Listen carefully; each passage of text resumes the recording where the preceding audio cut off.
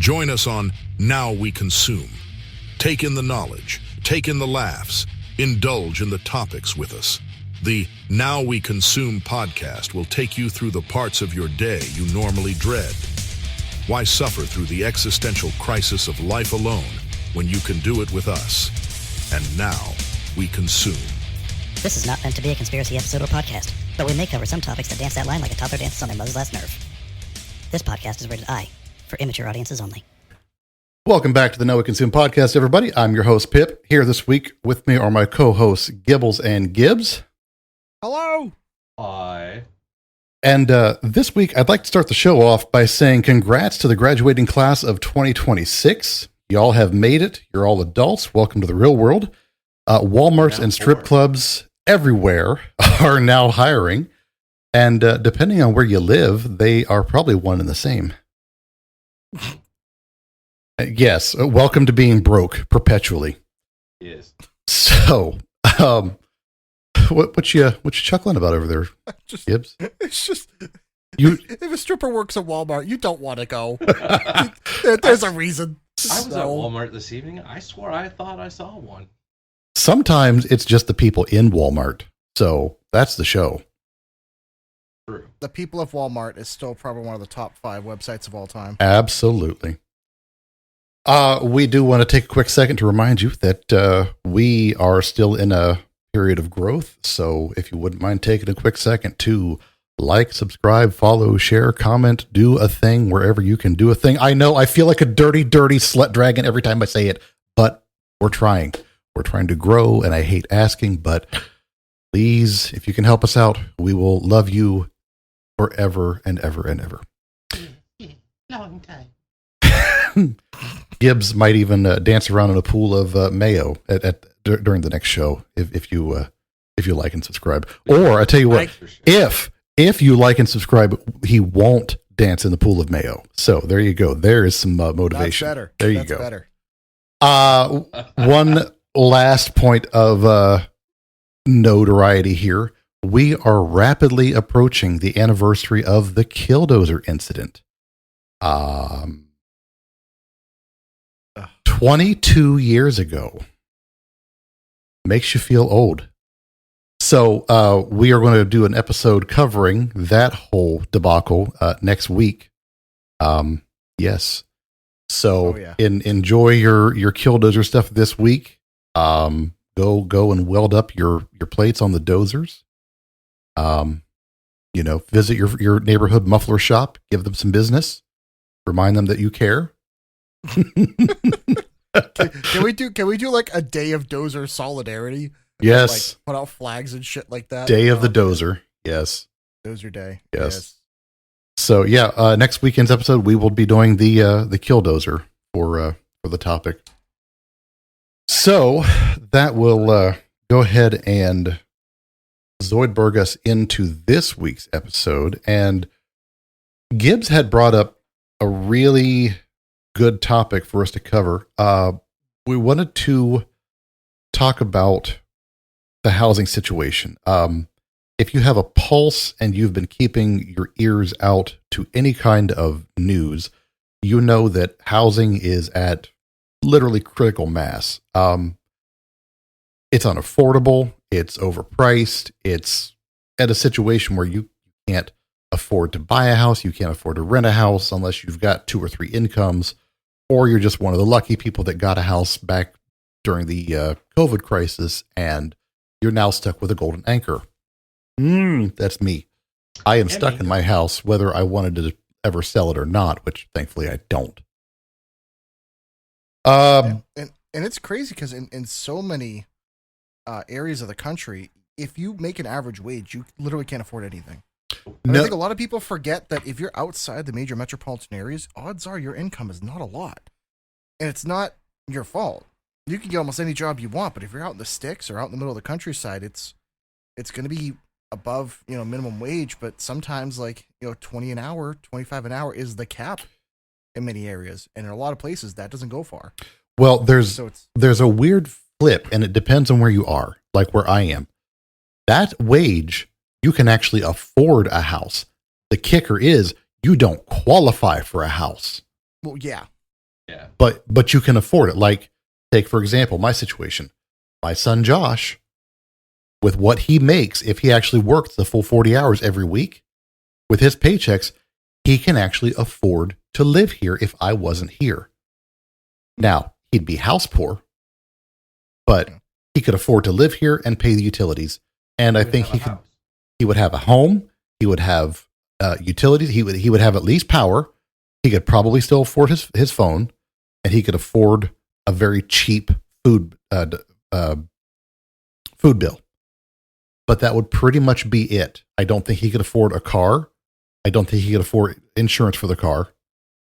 And that's about where it would cut off. So if he had another income that was even $10 an hour coming in, that would offset it. Right.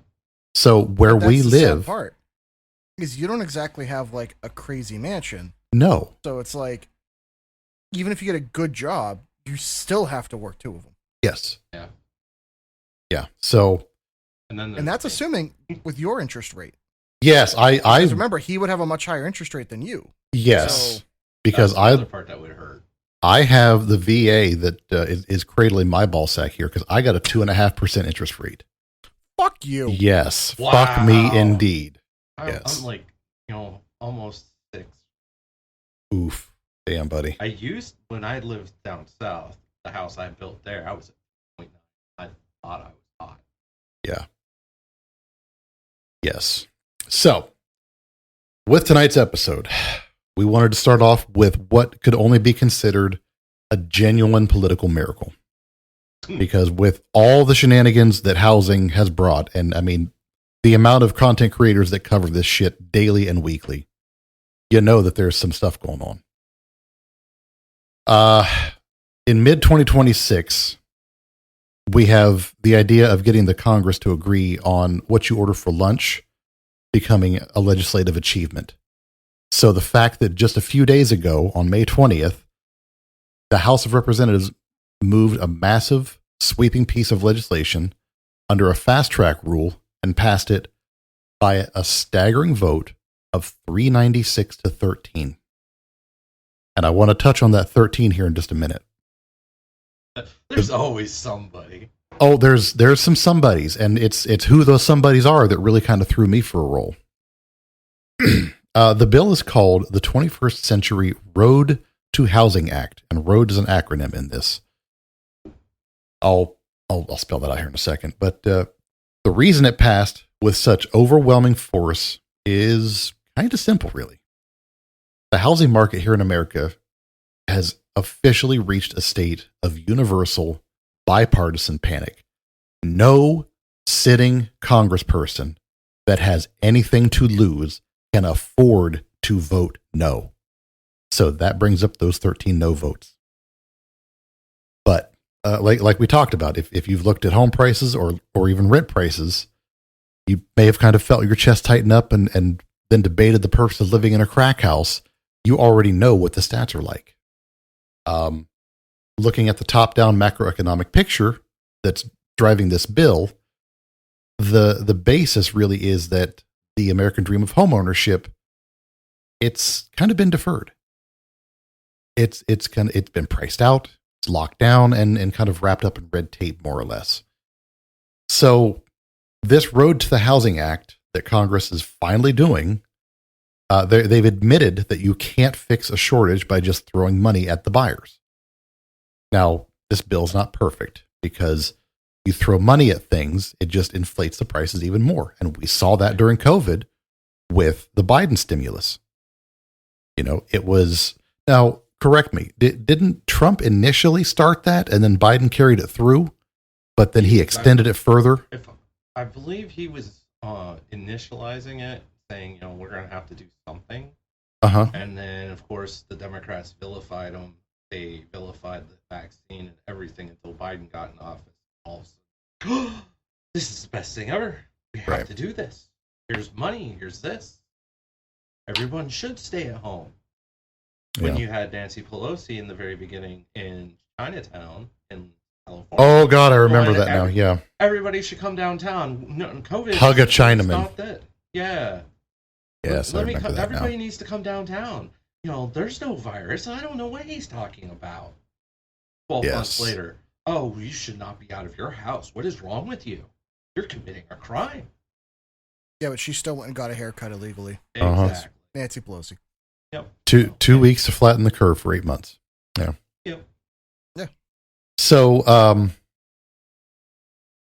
what we're looking at with this bill, it's the fact that they have to physically build their way out of this crisis. So this bill is becoming kind of a big toolkit of federal carrots and sticks, more or less. It's going to force cities to audit their own vacant dirt lots.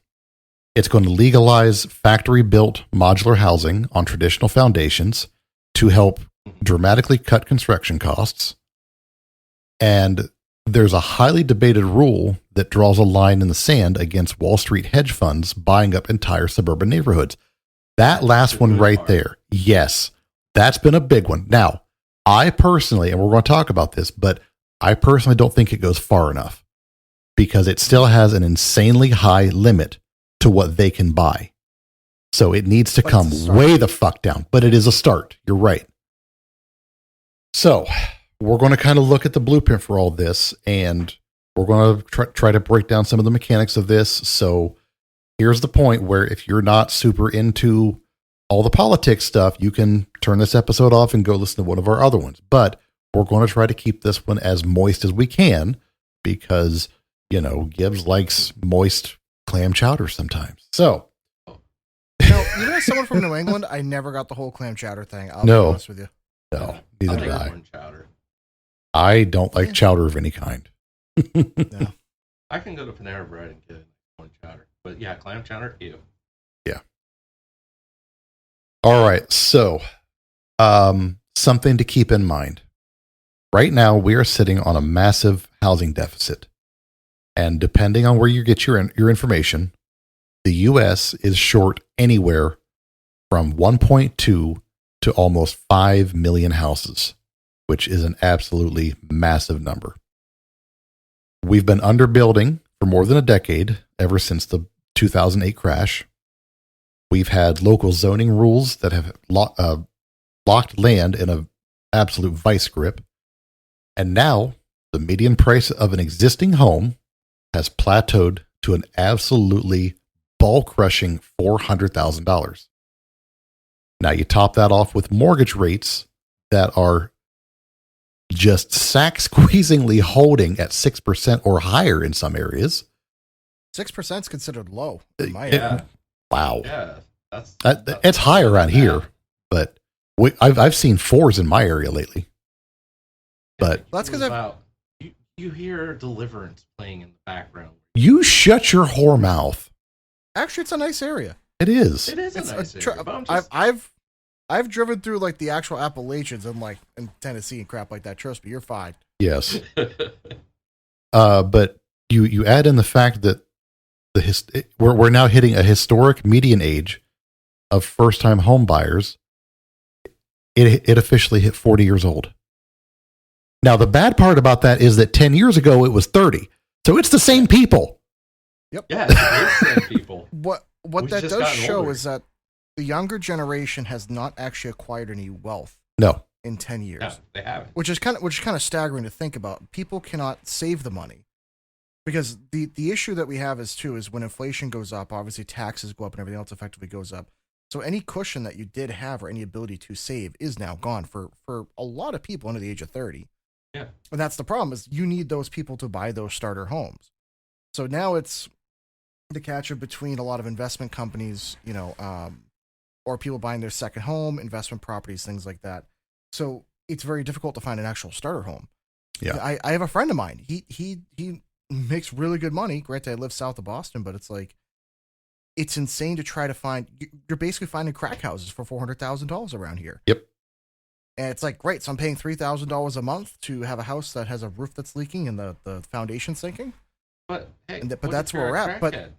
Then it's perfect. Exactly. But the other catch is too, like you were talking about, it's so much overregulation to why you can't do certain things. And that's something that I've been noticing, at least in my area, is there's even plots of land that I was like, I have the money. I'd love to buy some and start acquiring some land. But then the issue is everything has stipulations with it to where it's like, what? So I'm going to spend $200,000 for land and have it be a walking trail? Like, thanks, Massachusetts. Thanks for that. Yeah. Yeah, and I saw one of you had put in a note there, and I just kind of added to that. But before we get to that one, this has all kind of added up to a gigantic disaster. It's got no easy way out of it. It's got no quick fix. However, just like in Star Wars, enter the politicians. So they can fix everything. Now, yeah, go ahead and that was my note. That was your note. Okay, yeah. That was part of that other discussion was going to be, and consider during this whole crisis, essentially federal minimum wage and most state minimum wage hasn't really changed. And I'm not saying that it should, but what I'm getting at is, if you're somebody that's fresh into the working world, you've had the ability to get any sort of housing stripped away from you, and there's no way to save. Yeah. Yeah. So. Yeah, and like I had added in. Go ahead. I was going to say, the other problem you run into, too, which you didn't put in the notes, is the situation where, say you did save the money, say you did buy the house, and all of a sudden somebody's got their underwear in a bunch and decides, no, we're going to eminent domain your home, and there's nothing you can do about it. So now, say you were in that anchor home, and you owe more than what it was worth. How screwed are you when the government goes, yeah, this is how much the house is worth, we're giving you the best market value, but unfortunately your mortgage is still higher, so you can't pay off the mortgage. Now you're stuck with a mortgage because you lost your house to the government. That happened to people in Cape Cod. Yeah, I'm sure. So as you know, because I know you've been over the bridge, there's 2 different bridges that go to Cape Cod. They're adding a third one. Well, and where that adding that third one, there were some people that had their houses on the Cape Cod side, so on the other side of the canal.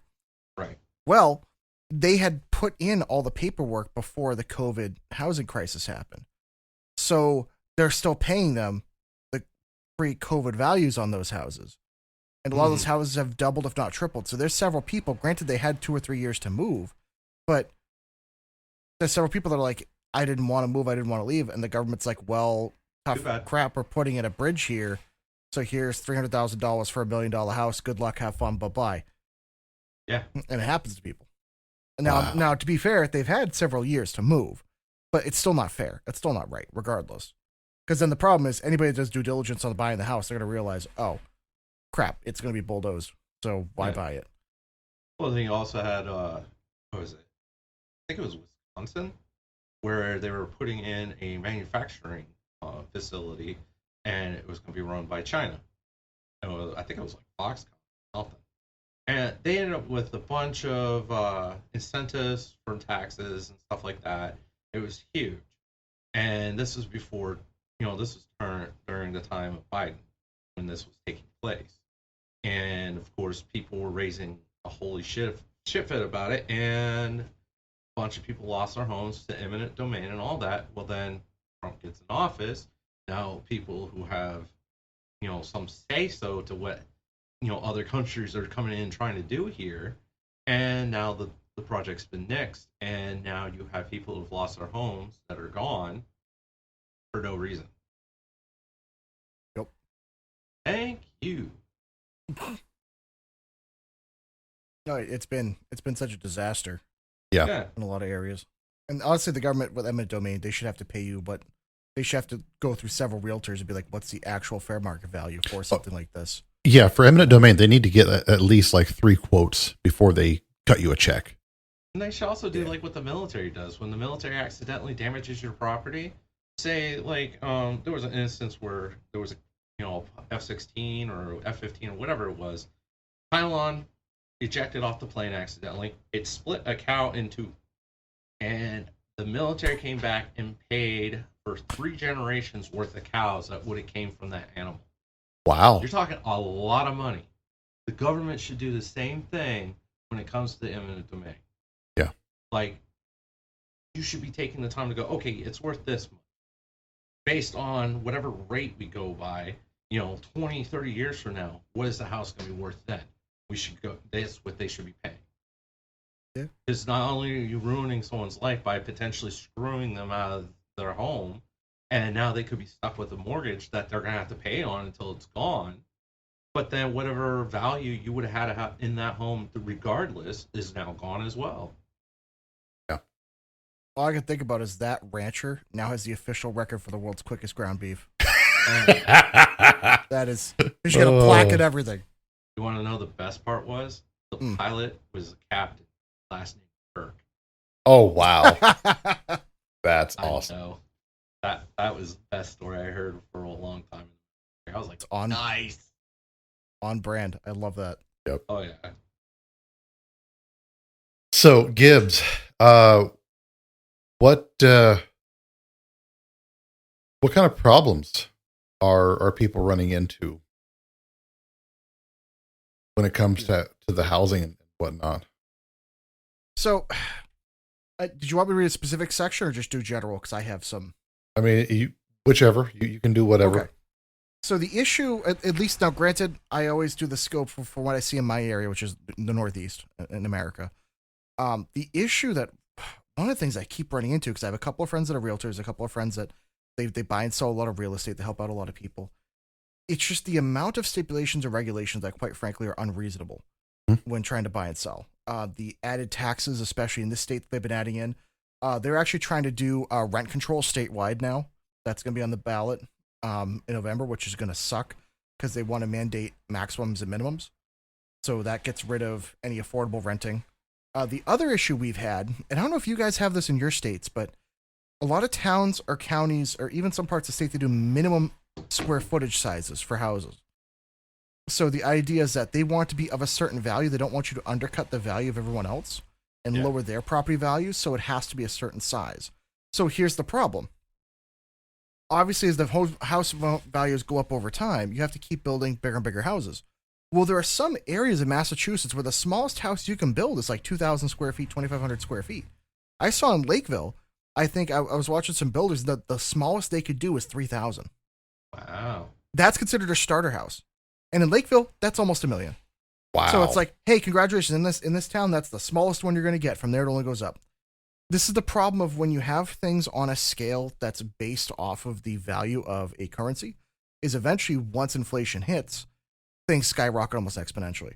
So the issue you have, at least around here, is I saw there are 300 square foot, like basically shacks down the Cape. Because of this, they're selling for $400,000 or $500,000. Ooh. Jesus. Because the alternative is, well, at least you can afford that, because anything else, if you want to do a new build, it's, hey, sorry, we got to make it 2,500 square feet, and to meet with Massachusetts requirements, it's going to be $800,000, $500,000 for a new build. And that's not including the land. So it's the issue of, and I know this is one of the things they're going to have to combat with this bill. I didn't see a square footage requirement or an issue, but something that I think the federal government needs to be made aware of, which is if you're going to actually give us a bigger supply for these houses and a bigger supply for the market, you have to be able to have exceptions for, hey, as long as it's, over maybe 400 or 500 square foot, that's not considered like a tiny house, then it should be allowed to be exempted. Because, don't get me wrong, I don't want somebody building 200 square foot little nothings, but in some areas that might be worth it, though. Yeah. So at least gives people something. Because the other issues I think people need to understand is, and again, you both know about this, as I have learned the hard way, when you have a really big house, expenses get out of hand very quickly, especially when it comes to taxes, repairs, anything else. And for a lot of people, it's sure they can even afford a bigger house, but can you afford the repairs? Can you afford the taxes? Can you afford even the heating? Like in Massachusetts, they've doubled the natural gas costs. So the other problem that we're seeing around here is, for a lot of people that could afford their house and their mortgage, now all of a sudden they're spending $800, $500 a month just on natural gas, not to mention your electric and everything else. I don't know if you guys saw, but I had posted I think in this Discord or the other one as well, there's some people that bill over $1,000 for their natural gas bill in the winter for heating. Yeah, so that's the problem. Imagine being that person that said, yes, I could finally afford a fixer-up, I could finally get a house my mortgage is like $2,500, with the insurance another couple $100. I can finally do it. Tax another $500-$600. I can do this. I can make it work, and it's $1,000 to heat it. Yeah. So that's why I got a pellet stove. That's why at the next house I will be getting a pellet stove. Because I'm very jealous of you, sir. But these are the kind of issues I think they're going to have to also bring up in the bill.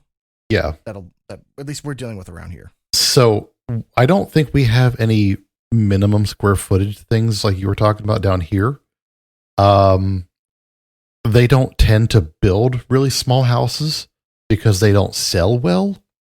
But all the like subdivisions that are going in, I think the smallest houses I think are like 1,200 square feet, and then they go up from there. They 1,200, if designed right, is a good starter home. Yeah, but that also, they don't count basements here as square footage unless there's an out or an exit and an egress. So a 1,200. I was gonna say, not only that, it's supposed to be like finished rooms, stuff like that to count it. Well, at least that's the way it is where I'm at. Yeah, you are suddenly overdriving just a little bit, buddy. Am I? You're quite a bit louder out of nowhere.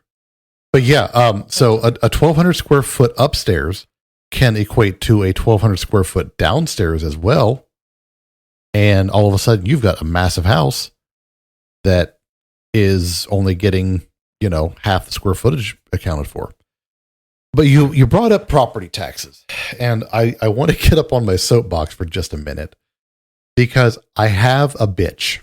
I have a gripe with the property taxes and the way that they keep going up. Why in the fuck are we paying property taxes on what is essentially an asset that we still hold? We're not selling it. Right. The taxes are increasing and we're not selling. That is something we should only be paying if we're selling. We don't pay taxes on the stocks we hold. We don't pay taxes on gold, silver, other commodities that we hold. So why in the fuck are we being forced to pay a tax on a fucking commodity like a house that we hold that we are not selling? The tax needs to be figured out at the time of purchase and worked out a couple different ways. Yeah. But it should not be increasing. I can tell you why. Oh, I know why. It's greedy fucking politicians. Oh, well, God, yes. Yes. But originally it was, hey, no representation without taxation, and or vice versa. So it was, hey, only landowners could vote, so only landowners paid taxes. So unfortunately, it's the problem of back when we originally set this up before there were income taxes or a lot of other taxes, that was the sole, besides import like tariffs and a few other small things, that was the biggest generator of federal revenue up until 1918 when they did the income tax. So, or 1916. But 13, anyways, I thought. 13? It was for World War I, either way. Maybe I'm It's thinking supposed to be 13 for the temporary. Fed. But yeah. You're probably thinking 13 for the Fed, yeah. Because I think it was 1916, 15, something like that. It was supposed to be temporary for World War I just to fund it. And as we all know, no taxes are temporary.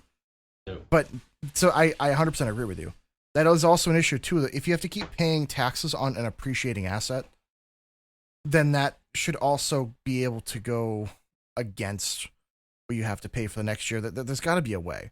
Because to give you guys an idea, like, for me, it's like $650 a month. That's it? In taxes. I won't say. Yeah. That's still, for what I have, that's a lot for this area. A lot of people I know pay, $1,000 a month, $800 a month. I'm paying $966 for taxes and insurance. And my insurance is not all that high. No, I'm just taxes. Yeah. No, my insurance is not that high. I'll tell you, my insurance is not a very big chunk of that. Yeah. Damn. My insurance is very small. Don't want Damn. I'm paying. Probably a lot. But I agree, though, that like it seems like these funds are greatly mismanaged because when you actually calculate the amount of houses and the amount of taxable income they get from those property taxes, where does that money go? Yeah. Is it even being used? And also, Right. why do they just get to reassess? Have you guys ever had the issue too, where the town or the local municipality will just say, "Oh, your house is worth more now." Right. And, like, you have to pay more. I had that issue where they tried to tell me my house had central air. For those people that don't know, my house was built in 1739. There's no way air. to have central air. And so they were very confused at the town hall when I was like, I don't. They're like, well, it says you do. And I was like, do you want me to resurrect the people that built this 300 years ago to ask them? Like, what do you want me to get a Ouija board? Like how do we plan on going about this? Like, no, it doesn't have it. So, no way. Just a real quick segue on that. My parents' house finally sold. Nice. To do that, there had to be some county records produced. It says the house was built in 1930. Now, let me ask you something. There was a ginormous flood in that area in 1923. I physically saw the flood line in the upstairs of that house. So how, pray tell, does a flood from 7 years before the house was supposedly built leave a mark on that house? Paperwork wasn't done right, so somebody punched the numbers. Well, what I'm thinking is that that's when the last addition was done. Mm-hmm. That's when it first got put on record. Yeah, because the bottom of the downstairs of the house was built before the Civil War. And there's an inscription downstairs that shows the date that it was built in 1854. And I'm sitting here thinking, I can show the new buyers like where if they want to see this. I'm glad to know the local municipalities inspectors for that know absolutely nothing. Yes. Yeah. Oh, Look and go, yep, sounds good to me. It's mushroom stamp. But yeah, that was my gripe and my soapbox about property taxes, because I would actually have no problem paying like a small percentage for the actual land that I own, if it's reasonable, which I know reasonable taxes, ha ha ha, yeah. Because like the back lot that I own that is technically my backyard, I pay, I think, $300 a year for that because it's like cordoned off as a separate lot. So for the whole 2 acres that I own, I actually wouldn't mind paying like a couple $1,000s a year because I feel like that's fair. I feel like that's appropriate because it is a land owning tax. Yeah, but Careful. Somebody in power is going to hear that and be like, so not only are we getting property tax, we're going to get this tax and get that tax too. But that's all there needs to be. That's it. Just that. No tax on my house. You can fuck off with that. This is mine. I own it. I already bought it. Eat my entire ass. Enjoy the spaghetti hair. Yeah, So, good luck. Yeah. well, it's the case of too that most governments are overspending, and no one holds them accountable. Well, yeah. Well, that's like my county. Friggin' they released last year's budget and all that finally, and of course they're meeting no sooner than they get the budget taken care of and everything's balanced and all that. The very next meeting, we have to raise taxes. Like, what happened to you? Said everything was good this year.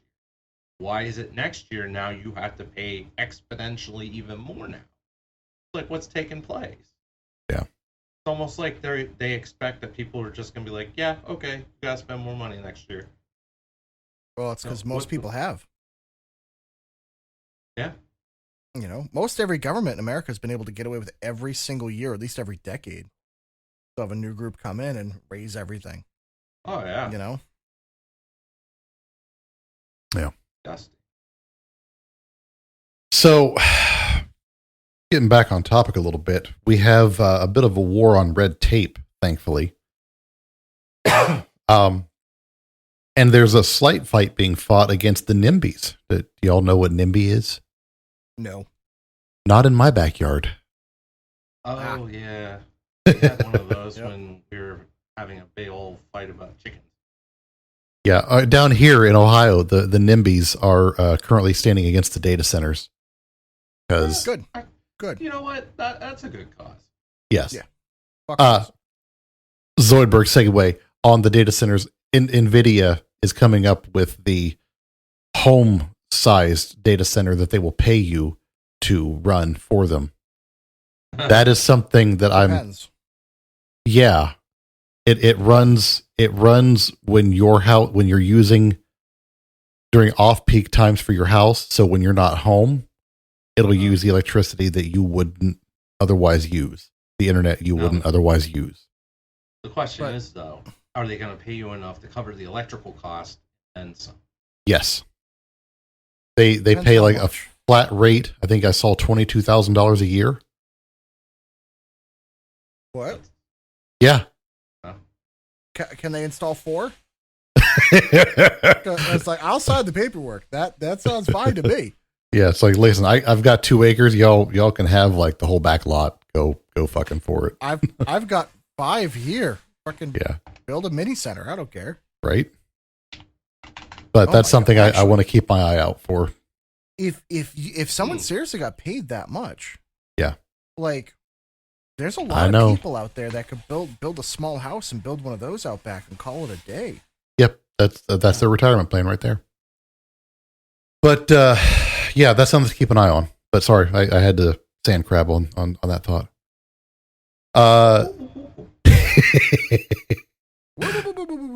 So the big question on most people's mind when you start asking about the housing situation and all the red tape and bullshit is, why can't we just build?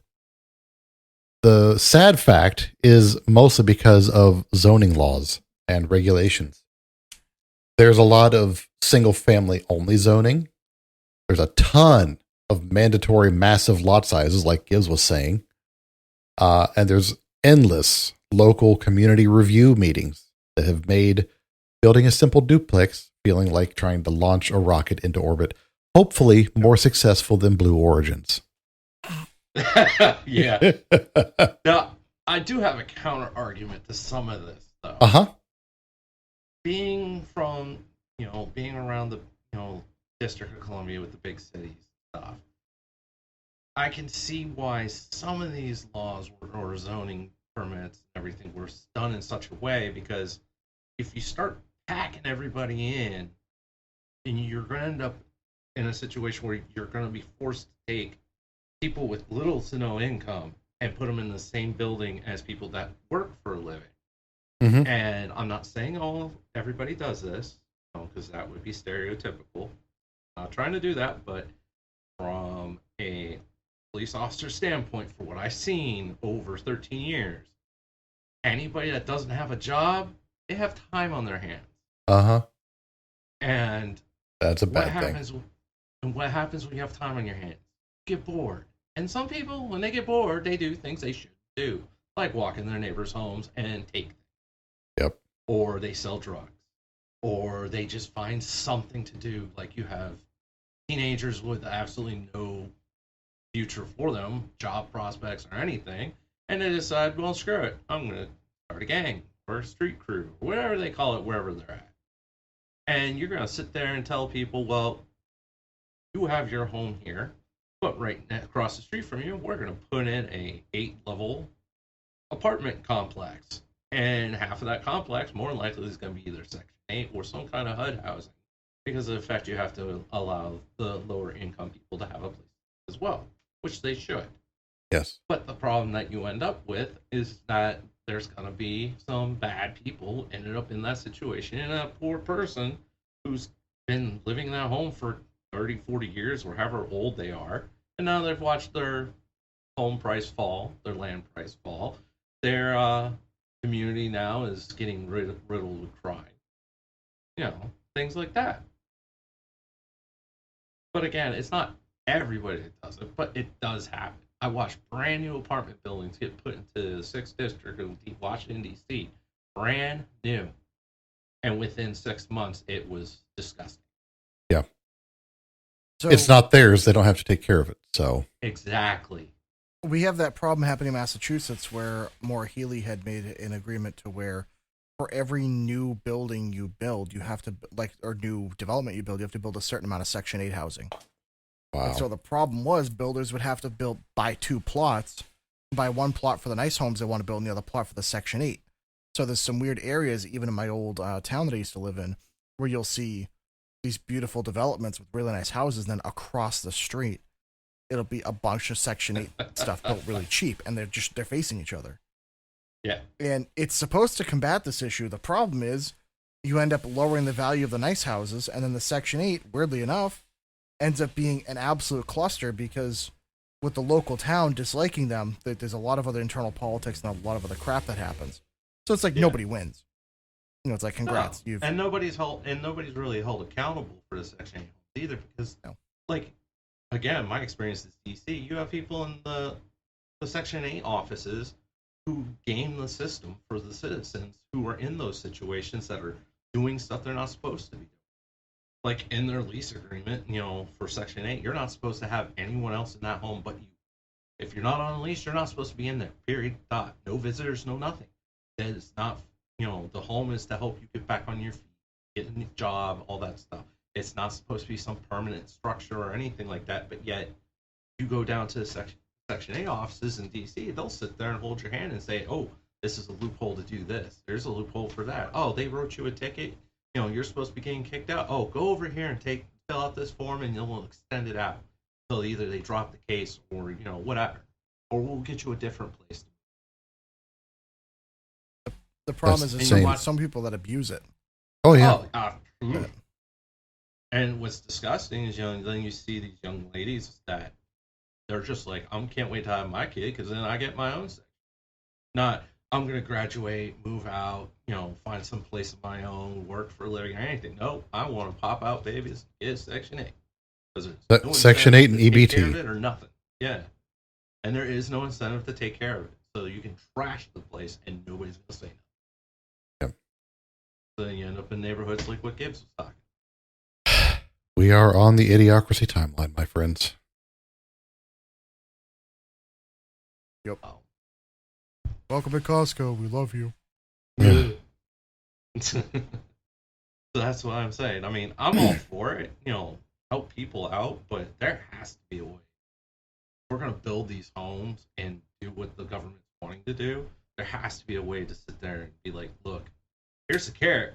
There's a stick, too. So if you don't do what you're supposed to do, you're going to have to deal with the consequences. Because right now there is no consequences. Yeah. Well, that's why you have to specifically set aside areas that you build starter homes, like inexpensive houses, you know, small ones, so people at least have a chance. Yeah. Right. Because then you don't need Section 8 that much. I've talked about the whole concept of the mega cities that were put forth in the Judge Dredd series. I know that they would have huge inherent drawbacks, mostly like what Gibbles was just talking about. But if you have strict police forces like the judges, I think it could be made to work because there would be punishments, there would be consequences. But you can fit a lot of people into a smaller area because we're not taking advantage of the space that we have overhead. We only build out. We don't build up. And the funny part is, even building out, we haven't really built out that much. Unless you're like on the west, like right on the west coast or right on. Yeah. You know, the coastlines we've filled up. I mean, yeah. I mean, it's getting to the point where you leave one town. Hey, look, we're already in the next town. And now we're already in the next town after that. Like Fayetteville, North Carolina. That town has been growing, and as it grows, it literally like an amoeba or whatever you want to call it, like a single cell organism, sits there and just envelops the town next to it until it's just annexed to Fayetteville. Wow. Yeah, I'm also a big proponent of converting warehouses into like miniature megacities. Or like what they're trying to do with large malls that have gone empty. Yeah. Well, I've long said this for a while. They're actually starting to do this in Boston in the Seaport District, where they're doing it to where the first floor and second floor are all commercial, and then the other like 10 or 20 floors are all residential. Yeah, and that's that's kind of the idea. Yeah, and they're just starting to do it in Boston. It's actually working out really well. That the catch is obviously it's very the catch is it's very expensive, but that's something that I know that also a couple other towns are talking about is, hey, taking these other malls, literally just add a couple of floors on top of it, and then incentivize having businesses going back into the first floor. Yep. That way you have steady people right there. And there's even one local to me that they might be doing that. Nice. Convert it to like a multi-use kind of thing, which honestly makes the most sense. Because then you got people that don't have to be transported. They work and live in that area. Yep. It does make the most sense. Yeah. Well, but you have to plan for this stuff. Yeah, well, then not only that, you've got people nowadays that are getting pissed at the whole let's buy everything online, and now you have no choice but to do it because all those businesses are gone now. There's either Walmart or Amazon or Target, depending on where you live. But yeah, so that'd be great to be able to have business right there. Really, I need some jeans. Hey, let me go downstairs. Yep. Well, that's I think the other half of the problem. And granted, we can't talk about it in this one. We have sort of talked about it in the past, but it's the restructuring of the tax system and incentivizing small businesses and people being able to start up their own business. That would be huge into helping this issue. Because the other problem that we see is like, I don't know if you guys have this problem where you're at, but around here, it's trying to find a contractor that's like a regular person that owns their own company that's not like a mega corporation is darn near impossible. Unless you just do it yourself or have a friend that helps you out, everything, like all the mom and pop places, all the small little construction and electrical, a lot of them are gone because they've been priced out of the market.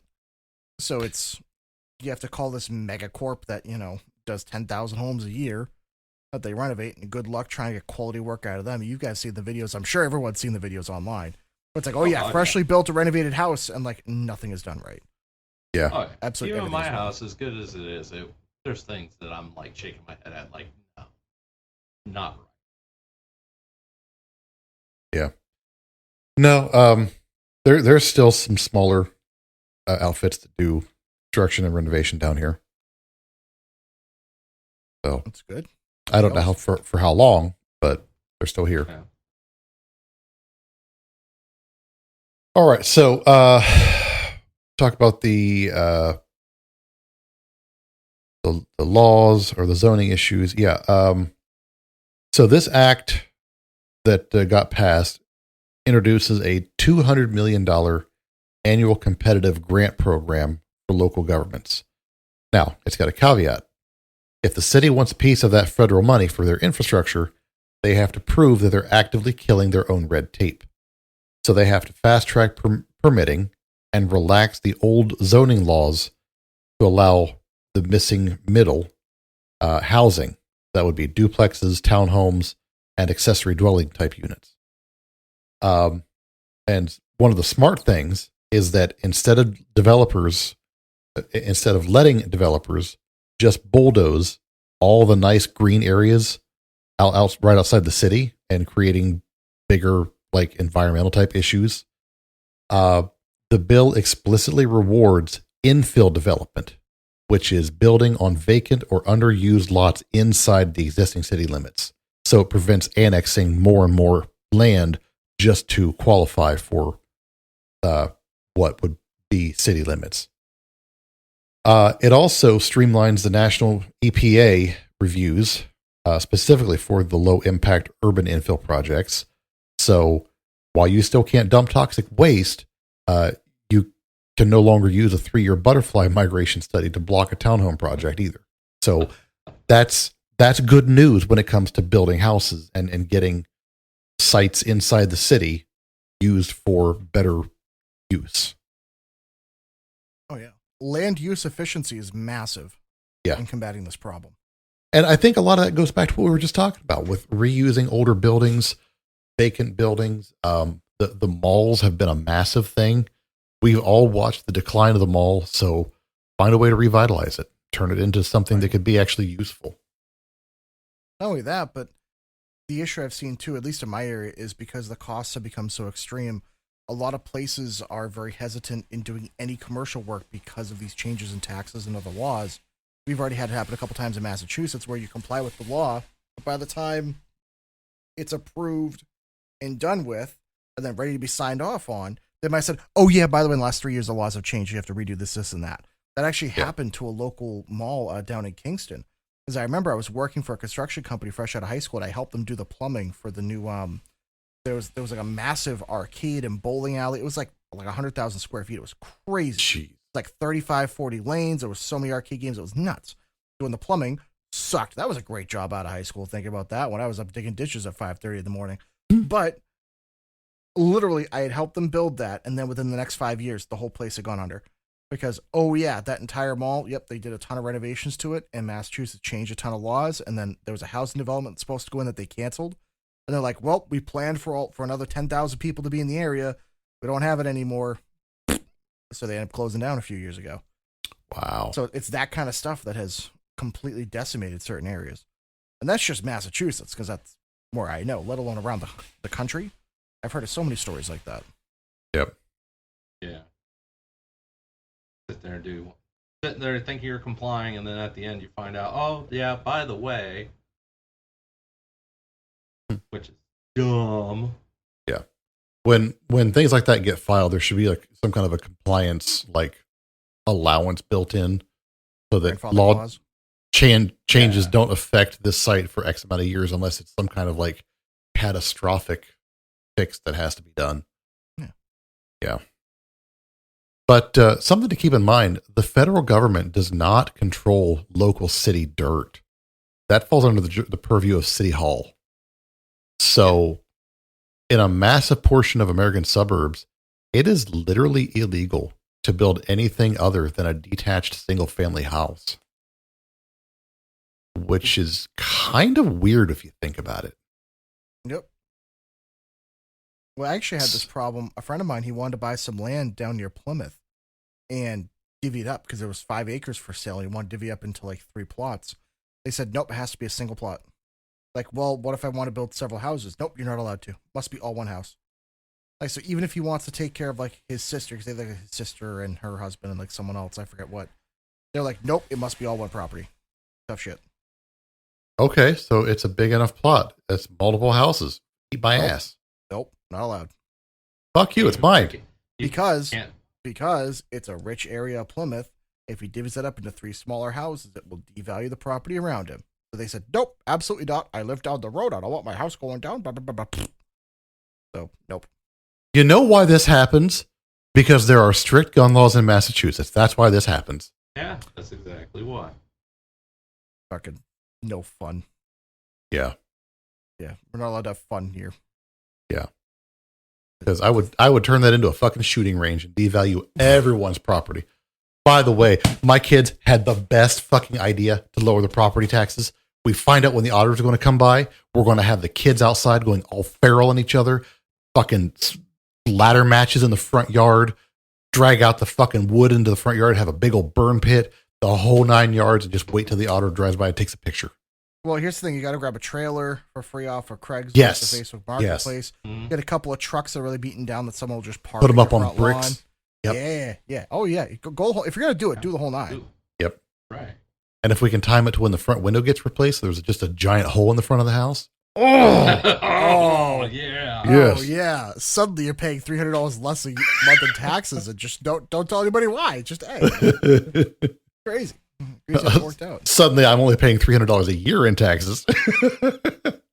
Shoot. Go out there. I first built my very first home down in Maryland. And they had the tax lady come by. And she's like, do you mind if I come in and take a look around? Oh, I very much mind. Do you have a warrant?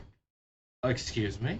Do you have a warrant to come in my house? No. Then you may not come in my home. I will tell you what's in here that I'm willing to tell you. I did not let her in. And then when I moved here where I'm at now, and tax person came here, fortunately enough, my ex, she was out there, and she called me on the phone because the guy was demanding to come in the house, saying he had every right to come in the house to look around to make sure we're paying the correct taxes. And I laughed. I was like, if he continues to insist, call the cops.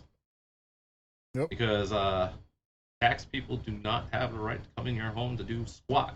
Nope. They can take pictures of your home from the curb, and that's it.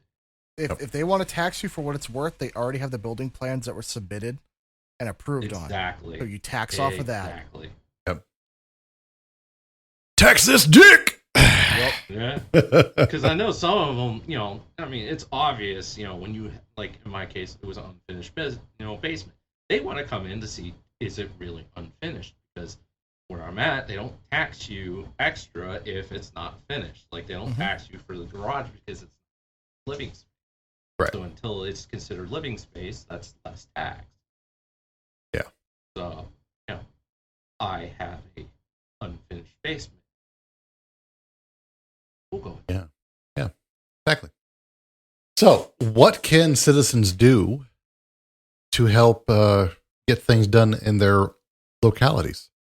They can push city councils to adopt by right zoning, which would allow for accessory dwelling units like granny flats and even duplexes. I personally do not like duplexes, but some people do.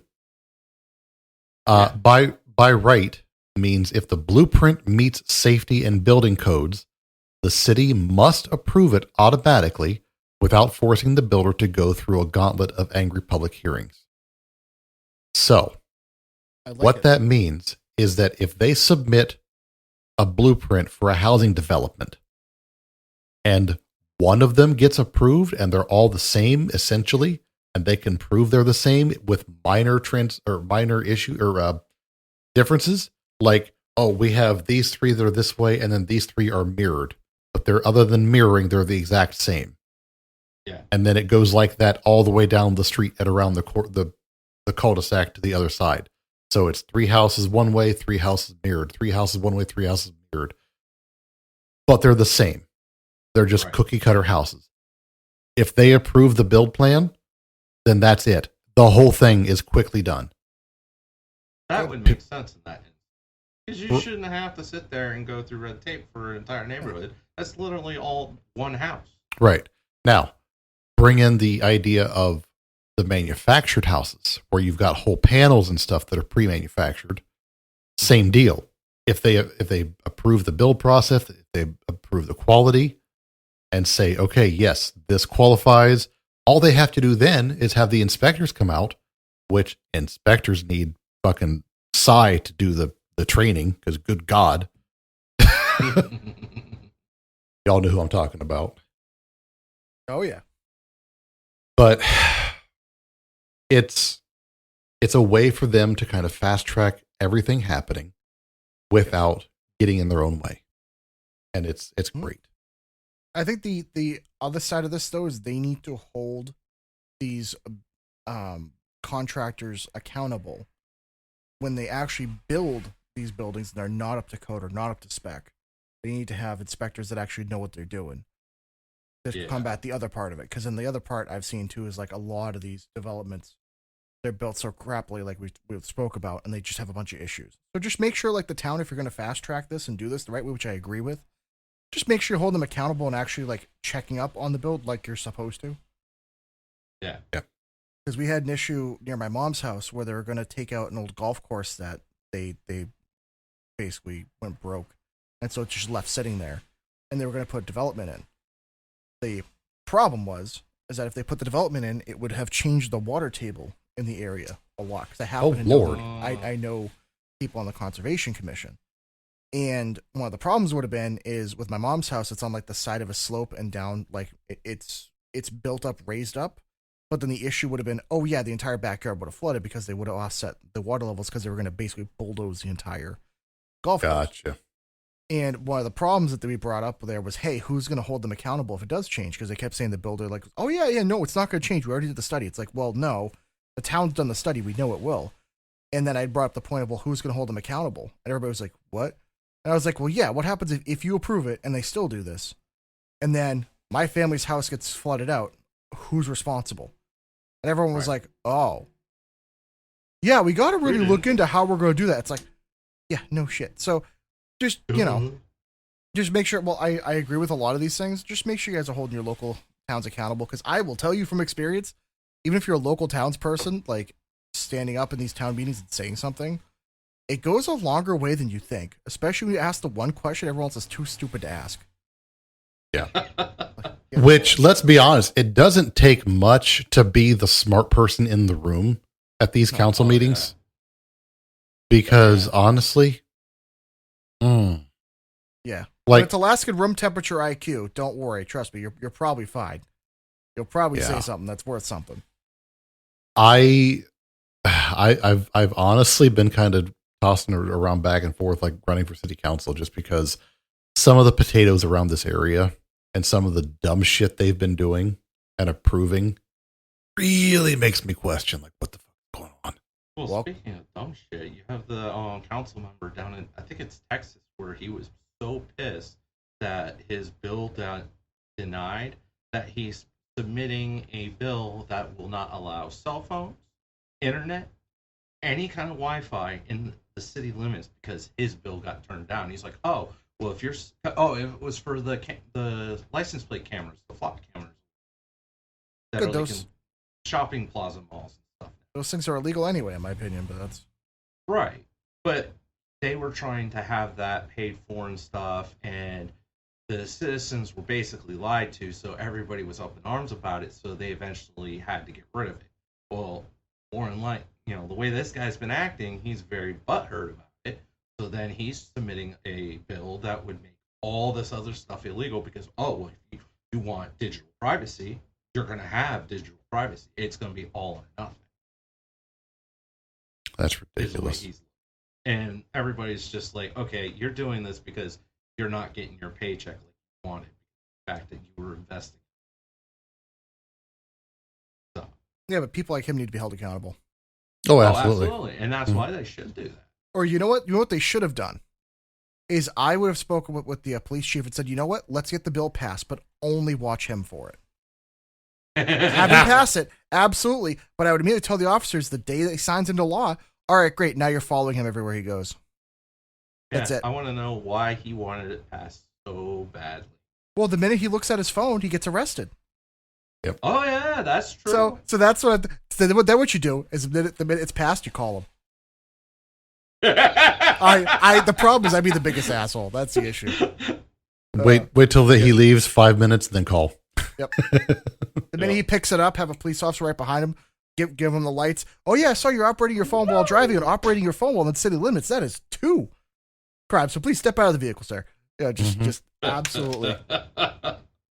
Oh, what if the officer did it himself? Even better.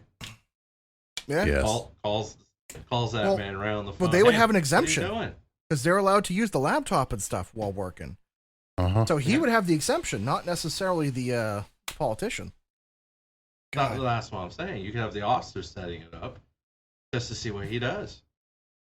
Get him arrested, put someone else as a new interim person, have that bill removed. Now that all within 24 hours, the case closed. There we go. Enjoy your time in jail, you shit stick. Right, and then you got someone that sounds like Nelson. We need people like that at like every jail. Right. Someone to humiliate people as they're going in. What'd you get busted for? Oh, I peed in front of a bunch of kids at school. Honestly, maybe that's why we should bring back, what was it, the thing, I forget what they call it when they put your head. The stockades. Yeah. The stockades. Yeah, we should bring back public shaming. I swear. That would work. Public shaming and just bullying in general. Well, I've seen over the years, the last 20 years, I've seen a few times where judges actually public shaming as a punishment. It doesn't happen often, but it does. I watched the dude who was on the street corner holding a sign talking about what stupid thing he did, and it was per the court date he had to stand out there X amount of hours, so many days, and it was calling himself out. God. It was either that or he went to jail, so he took the public shaming. See, that's why I wish I could be a judge, because that's all I would do. That would be my favorite thing ever. Oh, I couldn't be judge. I couldn't be a judge. I'd come up with some real shenanigan. Oh, I can never be allowed to be in that position of power. But you know what though? Maybe it's time. Like maybe we're at a point in this country. Because here's the way I look at it: is the people in power are already screwing us and like getting rid of our ability to ever have generational wealth or our kids or grandkids to do better. So it's like, could it be any worse? No, at least I'll get a laugh out of it. I hate to be that. True. Cynical. At 5 o'clock, everybody would stand outside with a wheel of cheese sing I'm a Little Wiener. If you don't, Ask me about my wiener. that's my contribution. Yep. Not the purge. Oh, yes. It's the song and the cheese. You know, maybe we need a purge. Oh, You know- God. You know what, though? The fu- Like, it wouldn't work that well, though, is the problem. It really would when you think about it. Because, there's certain crimes that if you did do it, it has a snowball effect that affects everything the rest of the year. Yeah. So, the simple way to do this, and I hate to be that person because I know we're getting a little bit sidetracked, but, at some point, there's got to come some sort of test to have kids, I swear to God. It's got to be a procreation yeah. license. Yep. Because let me tell you, give that a generation, that would solve the housing problem. Ooh. Yeah. Just saying. You want government assistance? You are no longer allowed to have kids. You know what? I would honestly be okay with that arrangement. Take this birth control. Especially when you end up with somebody that's like, I got 16 kids. Well, somebody's got to take care of them. Girl, guess what? It's you. It's you and their daddies. That's right. You know what? Maybe what you do is when you build these housing developments, you just force all of them to live in the same complex. Oh, man. The same woman with all the guys, and they all have to live on the same floor, but they have their own each apartment. Oh, yeah, God. the chaos that would ensue. Oh, the chaos would be insane. I watched that. Oh, for okay, so listen, long, and listen, they didn't live on listen, the same listen. street. Here's how you fund it. You put cameras up Yes. and you stream it with pay-per-view access. Yes. You can make it its own fucking streaming service. Exactly. It'd be great. And they have to sign off that legally they don't have their Yep. right to privacy or anything like that. They're not cameras on the inside, but there's only cameras on the outside. Uh-huh. Yeah. You go to the bathroom, that's your business. Yep. Everything else, guess what? Yep. 24/7. God. Because I hate to say it, there are people Sponsored that by like Oscar Mayer. there are people through my family that I know that like Ask us They about our wieners. is that like gonna be the official quote unquote greeting in Pipville? It's just doing the helicopter with a little bit of a little redundant. How you doing? See, a little cold today, Jerry, huh?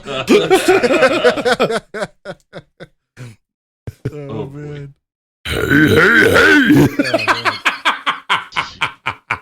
He blew out his menu. Oh, shit. Yeah. So, All right. Sorry, but that was a hell of a sidetrack. Well, I definitely think we did the second already. Yeah, we kind of talked about a lot of the stuff I had in section 2. Talking about regulations getting moved out of the way, using pre-manufactured houses to get things done quicker and pre-approved. That helps with the process. Yep. The HUD situation. Go ahead. Oh, I was gonna say, and then with the pre-manufactured homes, especially the ones that you put on like a cement foundation or a basement, those things are so much tighter Oh yeah. than like a traditionally built home. My father's got one, and it actually was so tight that the airflow sucks in it because they have to leave a fan running at all times Oh wow. in the bathroom because of it. If they were made better, those houses that you can get shipped via Amazon or whatever, yeah, those things are not like the worst option in some places. No. Yeah. I know Mr. Beast and who's that other guy? I don't know. Unspeakable or something like that. Yeah, they went and built all those homes for all those. It was like down in Brazil or something. Well, no. Well, They bought a couple. the houses off of Amazon. They're shipping container houses, but they like unfold when you buy them, and when they get to the spot where they're going, they like unfold out. They come like pre-wired with plumbing hookups, electrical hookups, everything. They weren't bad. They're really not that bad. There's some minor things that can be done better, but What's the cost behind them? like 30 to 50 grand, depending on how big of one you want. Same thing. And Like it's there's a company called Boxable that does that, and they actually do a really good job. Boxable's the one that's being made here, and Elon is actually investing in them. Yeah. Oh, daddy Elon. It's cheap enough that every 5 years, if you decide, if you paid the last one off, you can tear it down and build a new one. Yeah. And or you rent that one out and go buy a new one. Well, that's the other catch. That's how you immediately fix the housing market.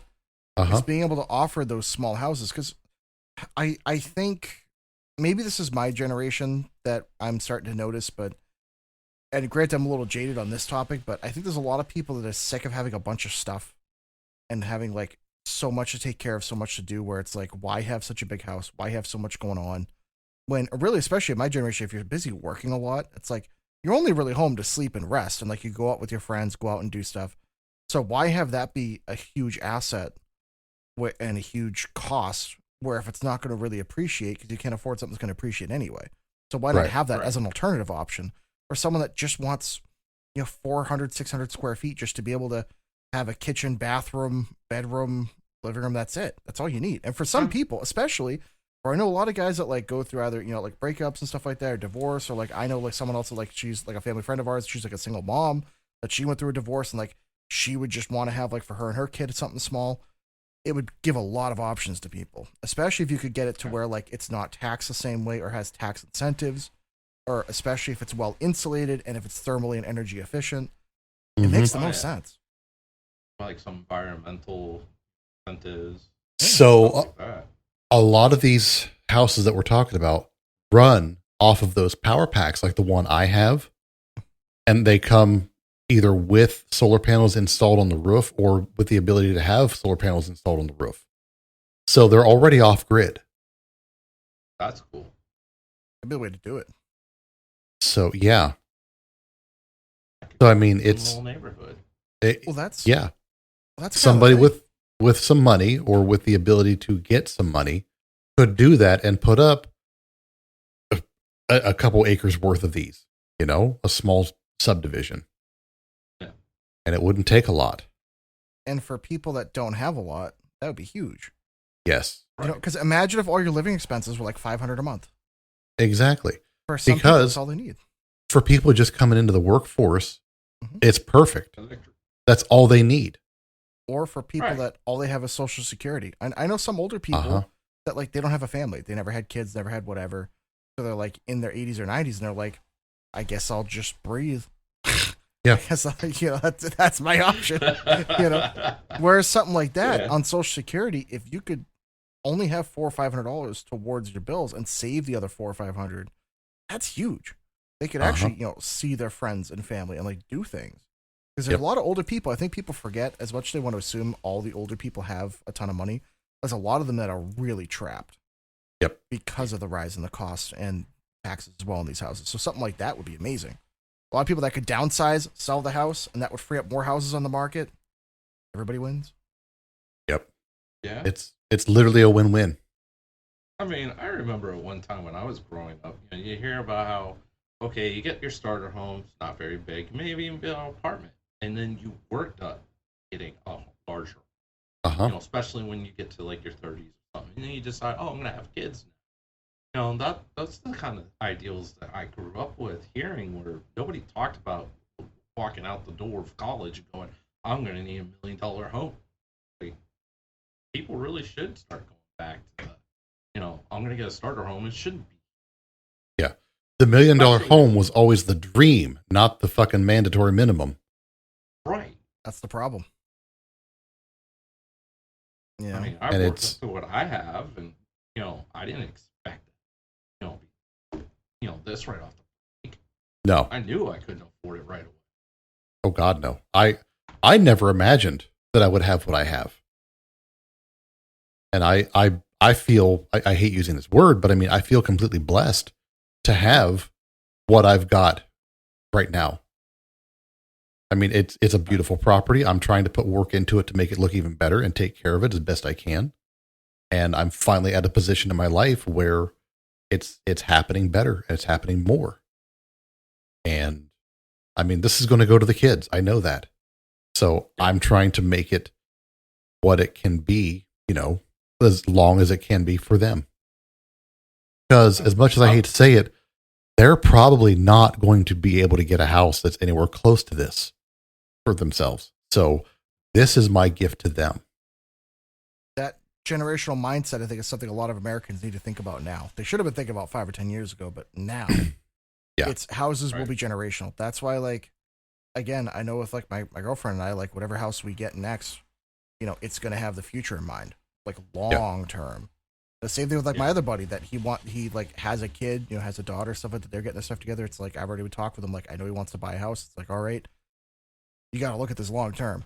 This is going to be something that eventually will be hers, or eventually she might be living with you, or, Yeah. So let me kind of segue off here for a second. And this is not anywhere in the notes. And I do want to touch on the last section of the notes, at least before we end off the episode. There are some places, like especially California, that have the 100-year mortgage. What do you guys think about doing that with the prospect that it's literally the house you buy for your kids? 100-year mortgage? What kind of crack smoke are you intaking? Yeah. Damn. They do have a 100-year mortgage available in California. But like, how much do you pay in interest? Paying you to live there? Do what? Yeah, and the interest. Like how does that even? Yes. So if it's $1 million property for 100 years, you're paying so you're paying $1,000 a month for 100 years, effectively. That's not including the interest. So yeah, that would make sense in California because like, fuck, a shack is worth 1.5. So like, man, that would suck. Being like, hey kid, welcome to the world. By the way, $1,500 a month. Like, no, like, I don't know. That'd be really tough. Let's see. Because like I get why. The problem is you shouldn't have to. I think that's the bigger issue. There is the housing market there should be enough demand. There should be enough supply that you shouldn't have to finance for 100 years.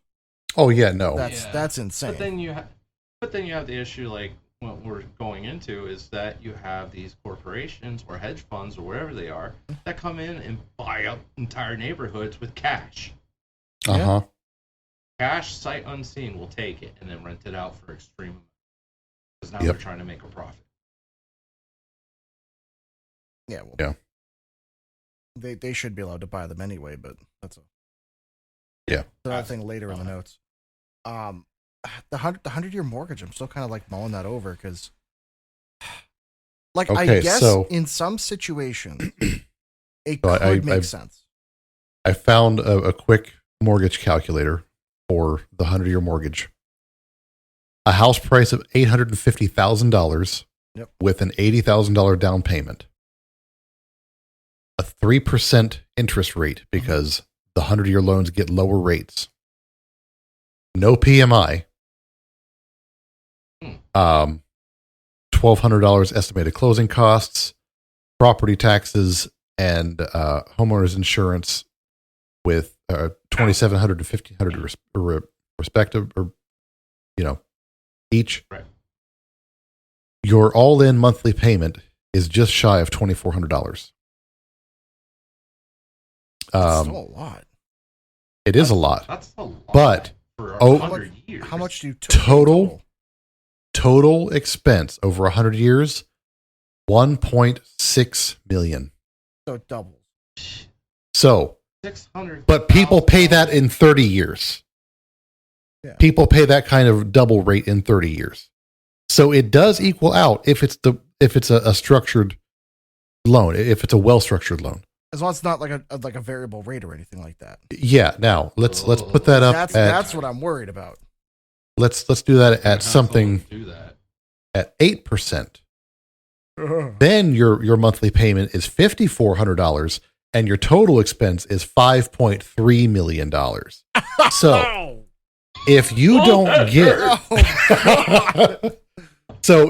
don't get a good interest rate on that loan, yeah, someone's playing Muppets with you. Oh my god! Yeah. Their fingers are coming out of your mouth. Oh my god! Yeah. I've never had a document feel like a bowling ball. I just, oh my God, that's. Well, remember, there is the bowling ball hold. Yep. Yeah.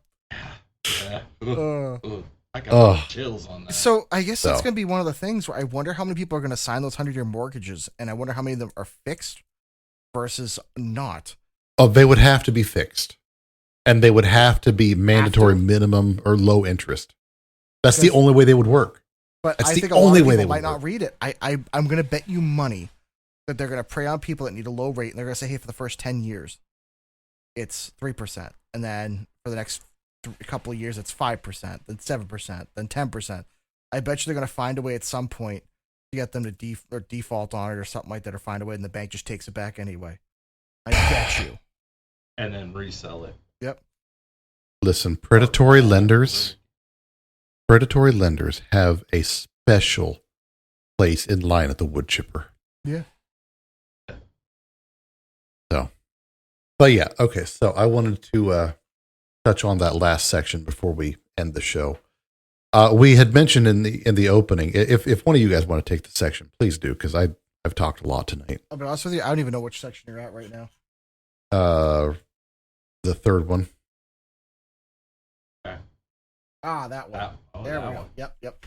Yeah. I can take it. That's fine. Okay. So they're talking about the 350 home rule.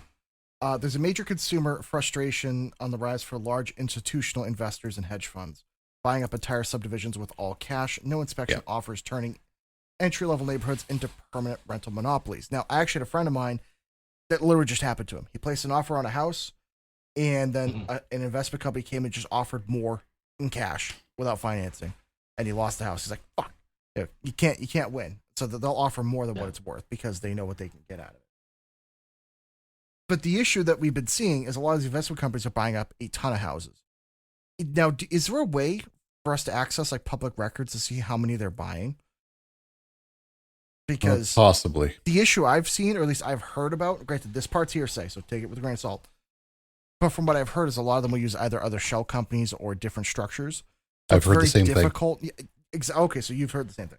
So it's very difficult to know exactly which company's buying what, because they're going to diversify their portfolio by kind of restructuring and doing a lot of that crap. Yeah. So because Congress has known this has been an issue, they're looking at introducing a strict cap. Institutional investors are banned from owning more than 350 single-family homes nationwide. That would be astounding. Because now, I think that doesn't go far enough. Now when we started the episode, that's what I was saying. Yeah. That does not go far enough. I still personally feel 350 is too high. You know what though? It's still high, but you know what? At least they're doing something. It's good. It's a great start. But let's bring that down lower. Let's maybe say 100. Yeah, I don't disagree with that. I would just make sure that it has to be a separate single entity that can own 100, and it cannot have outside investment. It must be money that's made from within its own company. Because then my issue is I don't want them starting up shell companies that they sort of consult to do. None of that crap. It has to be very well regulated. Because I don't mind if a company of like 20 people buy up 100 investment properties, and that's what they do for work, and they take care of them. I'm not against that. Yeah. But buying up single-family homes so no one has a place to live, that is some BS. Yeah. So I also feel like they should actually be banned from buying the single-family homes and only be allowed to buy like the duplexes, the triplexes, the multi-unit type structures, that kind of shit. Maybe, hear me out on this one, maybe it should be based off of supply and demand model, where the idea is when there is more supply than demand by a certain amount, either percentage or an absolute, then they're allowed to buy. But until that point, as long as there's a shortage, they're not allowed to. I'd be okay with that. Yeah. I feel like that might be a better model. Yeah, that's actually a good. Because that way the housing market doesn't just drop out from underneath you. You know? Right. Yeah. So, real quick, we had mentioned that those 13 no votes. Ooh, yeah. Yes. Name them. The list. Oddly enough, they were all Republicans. I did not see that coming. Yeah. I'm not surprised. I was. Oh, yeah, because they're going to make money. off of it not Yeah. going in. Well, they definitely didn't read the room then. No. No. Well, not to be stereotypical, but not stereotypical. Not to make assumptions, but really, you're talking about older politicians being tone deaf and being surprised. Really? Oh, come on, that's the least shocking thing. Yeah. Now, here's my I question: thought they weren't gonna vote for it. Were they all older, like Mitch McConnell, and like that kind of age range? Let me Have to be. pull You up have the the list because I had it List. yesterday. If it is, all I can think about is the last major election down in Georgia when they were talking about one last stimulus check, and then Mitch McConnell decided that's the hill he's going to die on, and lost the Republican hold. Oh yeah. Well, he was one of the most useless Republicans. Oh God, Speed bump McConnell over there. Yeah. that turtle! I swear. Yep. He's a politician that was so marred in the process, he did literally nothing to help the average person. I can't think of a single time he's at. And mind you, I used to eat, breathe, and sleep politics until I decided to be able to sleep at night. And let me tell you, I have not heard a colon. Yeah, dude. And I don't remember a single thing that guy has said that has been useful, at least to someone like me. I'm sure if you're a multimillionaire or billionaire, investment guy, it's like, yeah, he's probably done well by you. But for the average person, no. Oh God, no. I mean, every single one of them, Trump included these days, says nobody. They don't care about anybody that makes less. No. Well, they know the gig is up. They know kind of where things stand. Yeah.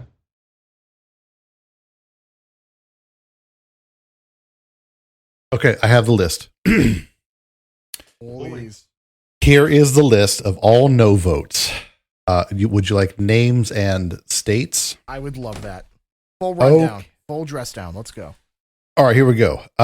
David Schweikert, Arizona. Andy Biggs, Arizona. Tom McClintock, California. Okay. Lauren Boebert, Colorado. Wow. Lauren said no before she left. Wow. Randy Fine, Florida. Clay Higgins, Louisiana.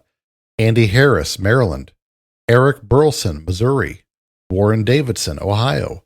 Josh Breachin, Oklahoma. Yep. Scott Perry, Pennsylvania. Wow. Keith Self, Texas. Michael Cloud, Texas. Those were the 13 no votes on this bill. Did they have any why? It just doesn't list, but I would think that these people are either not afraid of the next election cycle or have something else up their sleeve. So Well, I know Lauren said she was not happy with the current administration and probably going down in a blaze of glory anyway. So that's her. I'm not surprised. Yeah. Everyone else though. I would like to say that Lauren Boebert and AOC just need to settle disputes on the House floor in bikini mud wrestling contests. That's the kind of politics we need. Unless, I don't know, AOC, every time I see a picture of her, it's the most unflattering photo. So unless she's just gorgeous, hey, All she has to do is just not talk. That's all she has to do. Don't talk. Yeah, but have you ever seen her at a rally? You're never getting your wish, buddy. The horse teeth come out. She's a person who could eat an ear of corn through a white picket fence. Yeah. So she eats a banana for the shape, not the flavor. So exactly.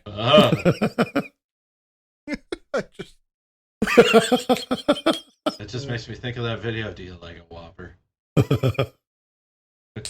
You know what though? I will give her credit, as much as it pains me to say it.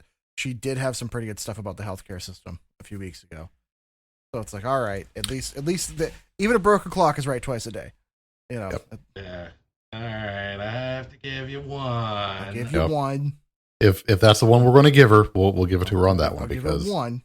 that's a big enough issue. But besides Because that, healthcare sucks. No. I'm not going to be happy about it. No. Begrudgingly. No, not begrudgingly. We will give her the nod. But yeah, go ahead and keep going. Oh, I was on the wrong section. Oh no. Anyways, Gibbs, you were. Yeah, there. sorry, no, Okay. Yeah. because I can read or you read. Who's reading? I don't know. I you was were- lost. I lost my spot because Oh, we were okay. talking about other stuff. Okay, you had me confused. So, Anyways, yeah. so We're a professional podcast here. We know what we're doing. you know, we try. We have fun. That's the goal. We have fun. But anyways, That's so they were looking for a balance or a compromise within Mhm. this solution. The original Senate draft. Now, I do want to actually make a quick note with all this. This is in the House of Representatives, not in the Senate. Right. So keep that in mind for those votes. So it has not gone to the Senate yet. I don't, as far as I'm aware. No. Anyways, the original Senate draft wanted to force corporations to sell off their existing portfolios within 7 years. They should. yeah. I would not disagree with that, or just down to that 350 limit. I would even be okay with down to the 350 limit. That'd be fine. I feel like that is kind of the middle ground. Home builders were sounding the alarm to an immediate forced sell-off would tank the build to rent, or basically it could tank the industry for a little while. Which again, I do think that is a concern in terms of the job market and for a couple of companies. What we need to understand is if they did a rollout where it's like, all right, maybe they have to sell off 10% of what's needed to that goal. So if they're over it by 1,000, then they have to sell off, 100, and then slowly roll that out over a few years. You could do that. That way, it's a controlled situation. It's not so much opening the floodgates because it's over 7 years. True. So I guess they're going to be able to drip it out. so. I guess here's the Right. thing: we need to see how many homes are actually owned by these corporations and these investment companies, because if they come up with hundreds of thousands of houses with each company, then we have to drastically restructure how we do this. Because we don't know. The AI knew exactly what I was going after. Well, they're listening. Corporations and institutional investors own roughly 8.9% of all residential parcels wide. Wow. Well, that's easy math to do. How many residential parcels? It's every one. You're talking about 1 in 11 residential parcels. Yeah, but like how many are there in the U.S. so we can figure out how many are owned by Dude. simple math? Just ask it if you already have it up. How many houses exactly would that be? Because I'll tell you right now, if we're going to bring that down. Roughly 1.72 million. Okay. Okay. So if you hear what I I'm was saying, weird. to get some of those companies down to 350, even if it ends up being, well, there's 100 companies and it ends up being 35,000 homes, still, Yeah. that is a major. So we would have to span it probably longer than 7 years. Just saying. No.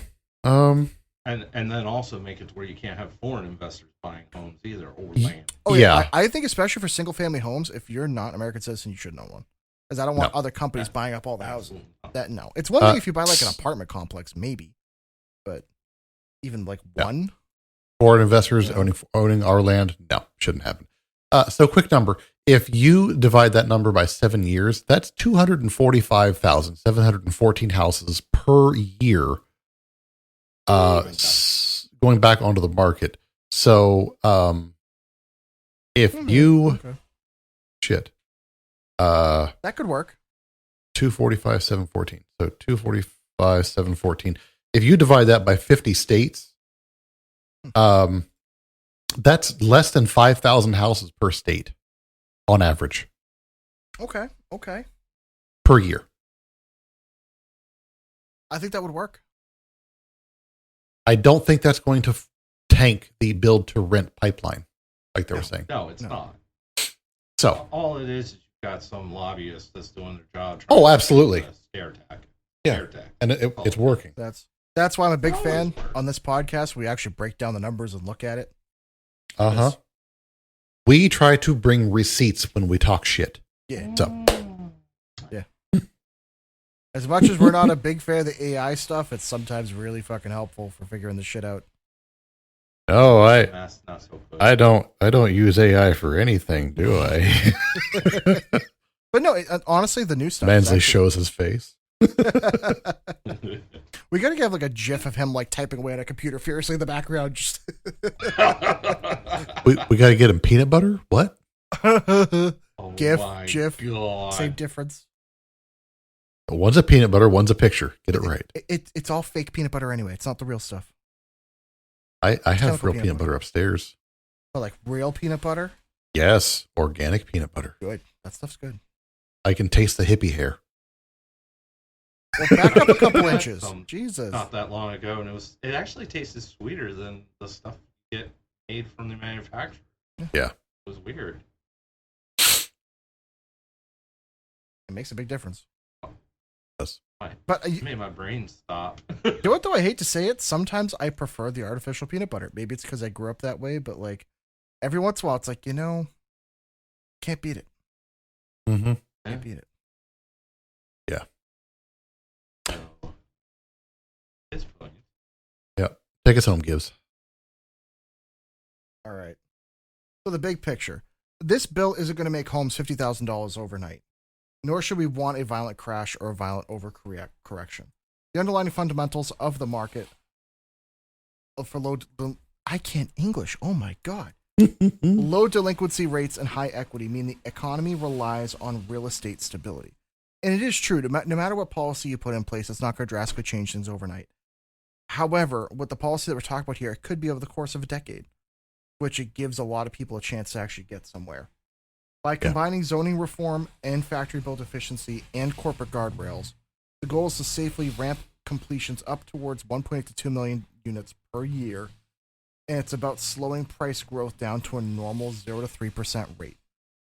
Letting wages finally catch up and ensuring that when a 40-year-old finally goes to buy their first home, there's actually a house on the market to buy. And I think we need to work to bring it back down to it where a 30-year-old can buy their first home, not a 40-year-old. Well, that's always the metric should be, is a 30-year-old making the average amount of money to be able to buy the average amount of home in the area. If that's not the case, then you can't start families. And one of the big problems is we're going to need families and you're going to need kids and other things, because boy, do we have an inverted triangle when it comes to this country, especially in the next 15, 20 years when people start retiring and getting older. So Well, it's that. On top of that, you have a lot of countries running it, including our own soon, from the way they're talking, that they're not having kids anymore. Yeah. The amount of people that are dying off versus kids that are born is actually going the wrong way. Yeah, we're hitting a point where the kids that are being born here aren't from here anymore. Yeah. That too. Culturally. Yeah. And I don't know if you guys want to go down that rabbit hole for an episode or not, but it's bad. That's an episode that might get censored. Steak at the bottom. Yeah. But the things I can't say on air, but yeah. I have so many questions.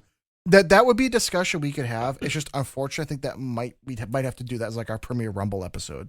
A Rumble episode, because that one would not get us canceled, at least on there, because you could say whatever. But I would agree with the fact that culturally there is a big shift happening that is causing a lot of issues. Yep. So you're 100% right on that. Yeah. So that is end of our notes section. Did you guys have anything else you wanted to add on to this for this evening? No, just my advice is get involved in your local community and make the difference the way you can. Because quite frankly, 90% of these, well, not 90%, probably 50% of these problems come from local zoning and town laws. So get involved. State your opinion. A lot of those laws end up getting enacted because nobody's showing up to the town hall meetings to say, hey, it's kind of dumb. Yeah. Local elections matter more than the big ones. The votes you cast for the small stuff matter more in the bigger picture. Mm-hmm. Yeah. So vote when you can, do what you can, and speak out where you can. Yeah. And I think with that, that's going to wrap us up for tonight. So I hope you guys enjoyed it. Thanks for hanging out with us. And tune in next week for what I hope will be a very awesome Killdozer episode. Oh, yeah. A very merry killdozer. A merry Killdozer. I'll bring my welding hat. Oh, fuck yeah. It's going to be a good one. So we'll catch you all next week. And until then, we love you all. Stay safe, stay happy, have fun, and we'll see you all next time. Bye from Costco. We love you.